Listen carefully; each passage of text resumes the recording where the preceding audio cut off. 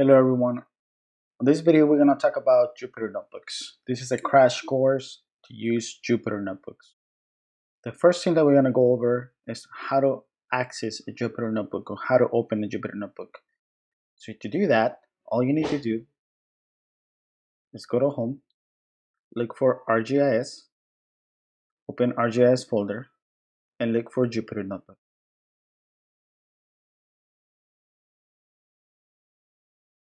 Click Jupyter Notebook.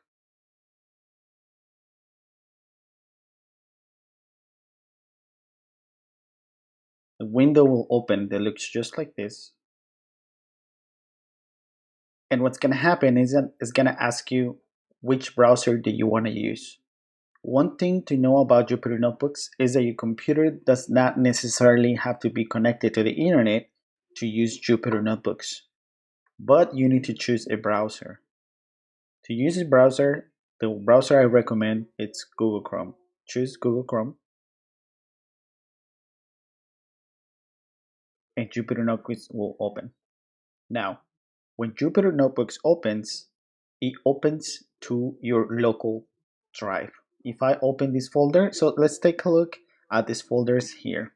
I see 3D objects, contacts, desktop, documents, downloads, favorites. So where's Jupyter Notebooks pointing when you first open it? If you go to open the folder and go to this PC and go to your local disk, users, look for your name. In this case, I'm going to R Flores. If you read these names on this, all these names here are the same names or same folders that are located on my Jupyter Notebook. You see the 3D Ansel Contacts Desktop. Let's open the folder one more time. It does have the exact same names. So when you first open Jupyter Notebooks, it's gonna open to your local disk C drive users, and it's gonna look into your profile. I'm gonna minimize this window. So this is how you open Jupyter Notebooks. Now that we know where Jupyter Notebooks will be pointing when you first start Jupyter Notebooks, let's look at some of the basics of Jupyter Notebooks. What I'm going to do first is to navigate to my documents. And inside documents, I have a GIS 280 folder. I recommend that you make that first before you continue with the rest of this crash course. I'm going to open my GIS 280 folder. The first thing that we're going to do is how to create a notebook. To create a notebook, there's two ways to do it. The first way is to click New, Notebook, Python 3. It will say Python 3 because we are currently using Python 3 and we will continue using Python 3 for the rest of the class. So click Python 3 and a new Jupyter Notebook will open in a different tab. The first thing that we're going to do is to change the name of this Jupyter Notebook.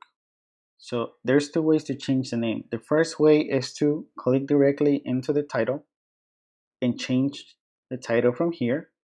I'm going to cancel these. And the second way to do it is to go to File and rename. Either way that you choose is going to be okay. I'm going to call this my first notebook and click rename. So now we change the name of the first notebook. If we go back to for the first tab, you're going to see that the name of the book has changed. Now you have officially made your first Jupyter Notebook. So we're going to go back to the first notebook here. Now, let's talk about Jupyter Notebook cells. Jupyter Notebook works in cells, and each cell could be a different type. Now, if you go here, when you have the first cell is going to be for code. What does that mean? That your Python code will go inside this cell. Now, if you want to add a new cell, you could do it by clicking the plus sign. So I'm going to add a new cell. Now I have two cells. Now, as you can see, it's that the new cell is also a code cell because the code cell will be the default cell when you add a new one. So what can you do in this kind of cell? You could do your Python code. I'm going to put a name here. This is a code cell. Now, how do you run a cell? Easy. Select the cell and click run. Click run, and as you can see, the cell, our code was printed. Now, you could go back to the cell and edit it. And the second way to run it, it could be to select Shift return or Shift enter, and the cell will run. So there's two ways to run the cell, by clicking the run button or by doing Shift enter.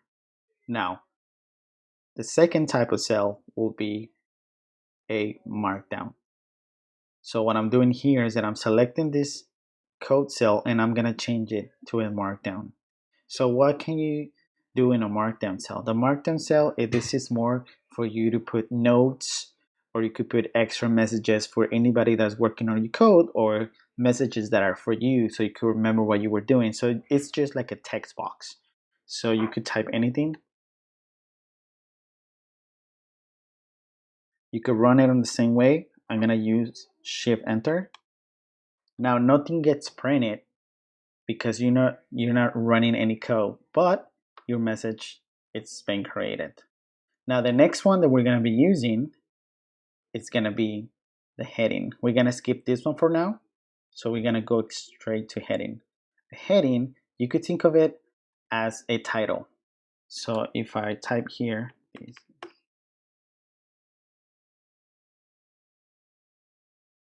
you could see how this looks more like a title, right? It's something more that will get somebody's attention. What you can do in this one is that the more hashtags that you use, the smaller the text is going to be. I'm going to add 3 more and see what's going to happen.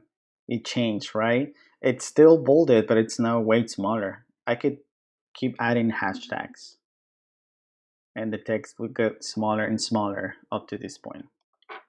So this is as small as you could do. So you're gonna see these through the whole semester. So you feel free and you could make any changes that you want. Now these are the 3 kinds of cells that we're gonna be using. Now, what if you want to move a cell around from one place to another? What you could do is select the cell and you could use these arrows. So I'm gonna move this up. See that? Now this one, I'm gonna move it to be the second one, and now I have my third one on the bottom. So that's the 3 kinds of cells we're going to be using, and that's how you move them around. The next thing we're going to go over these icons here, this menu.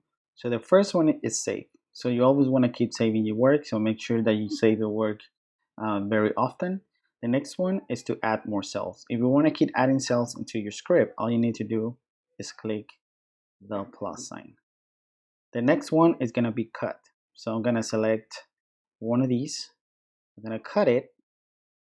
I'm going to move to the place where I want to paste it, and I'm going to click paste, which is this one here. So now my new code was pasted. The next one is copy, which is the next one over here. You click copy, click paste, and my code was pasted. Now we talked about this before, where you can move your cells up and down, whatever you want to do with them, whatever you see fit. See that? Now the next one is going to be run. So you could either use these to run. You need to make sure that you select the right cell that you want to run. And I'm going to make a quick change here, and then so you could see that this works. I'll click run, and my new code was run. Okay. This tool right here is for you to stop your script, which means that you're stopping your script from running. So you click there. It doesn't really do anything. This is to refresh it if you want to refresh. And that's it. That's all you need to know about these. These are the very basics. But now let's talk about the file, edit, view, insert cell, and what this upper main needs to do. So we're not gonna do every single item, but we're gonna talk about some of the most important ones. So let's go to file. So the first one is new notebook. So you could create a new notebook within a actual notebook. What does that mean? The first thing that we did earlier was to create a notebook directly from here, but you could do the same thing once you're inside a notebook. So if I go to file, a new notebook, a new window will open with a very fresh new notebook. If you go back to the parent folder per se, now here's my new notebook. As you can see, the one I just created but I'm not gonna use it, so I'm gonna close it. The next thing that you could do is open an existing notebook. Now, if you click open, it's gonna open a new tab with a very original tab that you have previously open. As you can see, this tab and this tab are the exact same thing. So you notice that every time you do something, Jupyter Notebooks opens new tabs for you to keep working. So I'm gonna go to the next one. You could save as, that way you could save it with a different name. You could rename it, as we talk about. Save and checkpoint, that means that you're done for the day. So you could save your script up to a certain point and you continue the next day. And the other one that's very important is download as. So when we are working on Jupyter Notebooks and we want to keep editing these notebooks on a regular Python idle, you could download all the script, but make sure that you download it as a Python py. If you want to share this with somebody as a notebook, you could download it as a Jupyter Notebook. But if you want to share or keep working on it as a regular Python, make sure that you download as Python. So that's all you need to know for the file menu. Now let's talk about the edit menu. I'm going to open the edit menu. Now there's a lot of things that you could do with Jupyter Notebooks when it comes down to editing, but the only ones that we care about will be, like we talk about, cut, paste, copy, and the other one that's very important will be delete. If you want to delete a cell, that most likely will come down to you're going to have a lot of extra stuff that you don't need. I'm going to select all these cells. You could select all of them at the same time. Go to edit and select delete. So now all of those are gone. So what if you want to add more? Remember, you could always use the plus sign to do that. Reselect, go to edit, and select delete. Now, that's all you need to do from the edit.